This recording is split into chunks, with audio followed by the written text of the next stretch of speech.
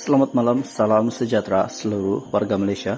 Berita hari ini daripada Sinar Harian Bisnes, keadaan ekonomi terburuk negara telah berakhir. Kenyataan daripada Tengku Zafrul.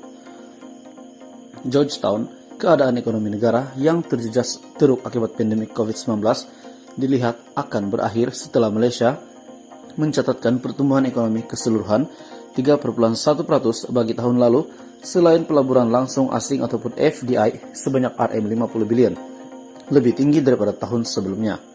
Menteri Keuangan Senator Tengku Datuk Seri Zafrul Tengku Abdul Aziz berkata, BNM ataupun Bank Negara Malaysia mengumumkan pertumbuhan ekonomi keseluruhan sebanyak 3,1% bagi tahun 2021, sejajar dengan sasaran yang ditetapkan antara 3 dan 4%. Ia menunjukkan ekonomi kita meningkat, selain menunjukkan bahwa ia adalah tahun pemulihan bagi kita.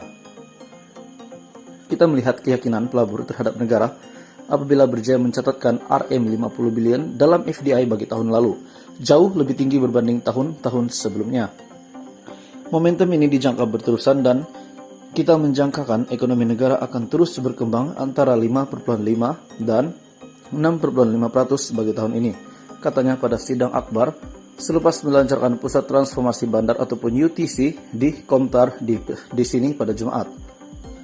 Turut hadir Ketua Menteri Chow Kon Yeow dan beberapa pemimpin negeri lain mengulas mengenai sama ada keadaan ekonomi terburuk negara telah berakhir dengan pertumbuhan ekonomi yang meningkat dan momentum FDI. Beliau berkata, perkara itu dilihat optimis kerana sentimen pelabur yang menunjukkan ke arah prospek positif. Satu-satunya halangan adalah Omicron, tetapi varian COVID-19 ini tidak berbahaya seperti varian Delta sebelum ini, katanya.